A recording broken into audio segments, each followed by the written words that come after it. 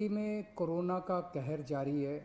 बहुत ज़्यादा कोरोना बढ़ गया है और उसी के मद्देनज़र पिछले हफ्ते हम लोगों ने 6 दिन का लॉकडाउन लगाया था, जो कि कल सुबह 5 बजे ख़त्म हो रहा है।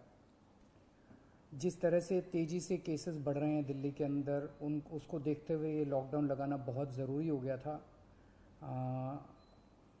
ये एक तरह से आखिरी हथियार है कोरोना के से डील करने के लिए, लेकिन जिस तरह से केसेस बढ़ रहे थे, ये आखिरी हथियार इस्तेमाल करना ज़रूरी हो गया था। लेकिन अभी भी कोरोना का कहर जारी है और कोरोना कम नहीं हो रहा। तो इसीलिए उसके मद्देनज़र कई लोगों के भी, जनता के बीच में भी जब हम लोगों ने बात करने की कोशिश की, सबका मत यही है कि लॉकडाउन को भी और बढ़ाना चाहिए। तो लॉकडाउन को दिल्ली के अंदर 1 हफ्ते के लिए और बढ़ाया जा रहा है, अगले सोमवार को सुबह 5 बजे तक के लिए। इस दौरान हमने देखा, लॉकडाउन के दौरान की संक्रमण दर, पॉजिटिविटी रेट जिसको कहते हैं, ये लगभग 36-37% तक पहुंच गई। आज तक इतनी संक्रमण दर हमने दिल्ली में तो नहीं देखी, बाकी दुनिया भर में हो सकता हुई हो कहीं पे, लेकिन 36-37% तक संक्रमण दर पहुंच गई। पिछले 1-2 दिन से थोड़ी सी कम हुई है, आज 30 के नीचे आई है, 29 पॉइंट कुछ आई है। मैं ये नहीं कह रहा कि कोरोना ख़त्म होने की दिशा में जा रहा है, लेकिन ये अभी तथ्य हैं, अभी और कुछ दिन देखना पड़ेगा। हो सकता है बढ़ जाए, हो सकता है कम हो, लेकिन हम भगवान से प्रार्थना करते हैं कि कोरोना से हम लोगों को मुक्ति मिले। पिछले कुछ दिनों से हम देख रहे हैं कि दिल्ली में ऑक्सीजन की काफ़ी ज़्यादा समस्या हो रही है। दिल्ली में ऑक्सीजन की काफ़ी कमी महसूस हो रही है।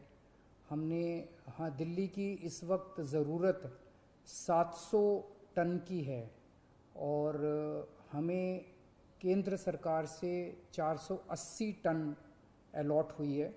कल 10 टन और अलॉट किया केंद्र सरकार ने, 490 टन अब दिल्ली को अलॉट हुई है। लेकिन ये पूरी अलॉटमेंट भी अभी दिल्ली में नहीं आ रही है, इसका भी काफ़ी कम, एक तरह से कल 330-335 तक ही दिल्ली पहुंची है।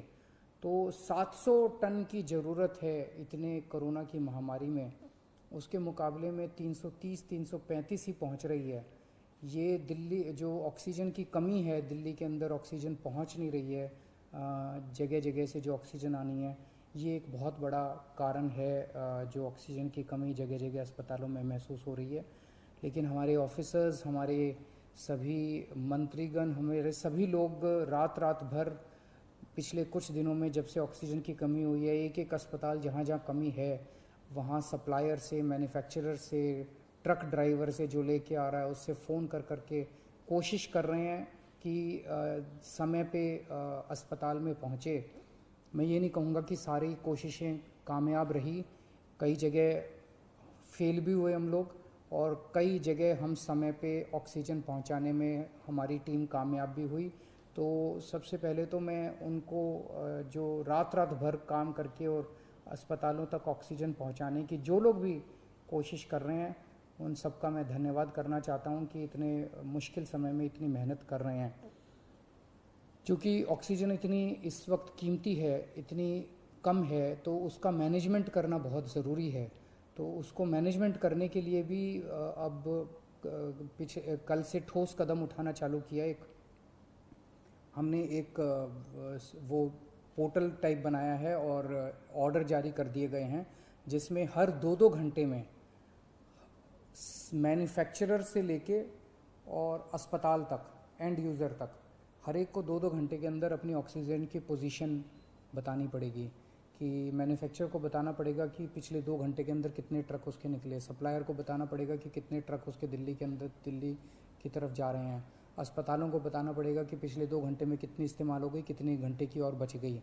ये सारी चीज़ें ताकि दिल्ली सरकार को पता रहे कि कहाँ कमी आने वाली है।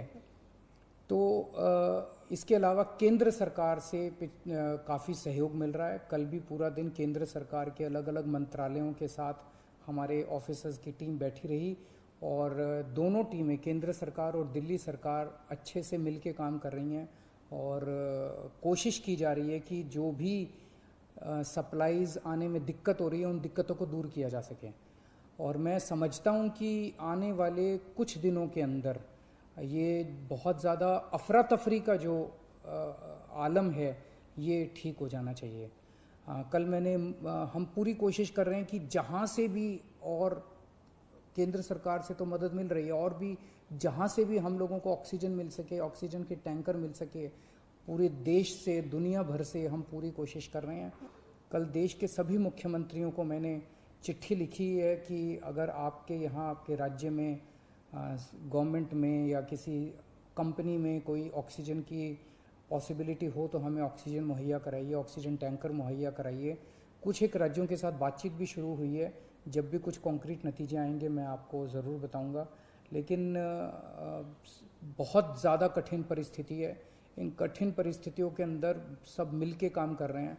मैं उम्मीद करता हूं कि ये जो इतनी बड़ी इमरजेंसी क्रिएट हो गई है, इससे हम लोगों को जल्द छुटकारा मिलेगा। बहुत बहुत शुक्रिया।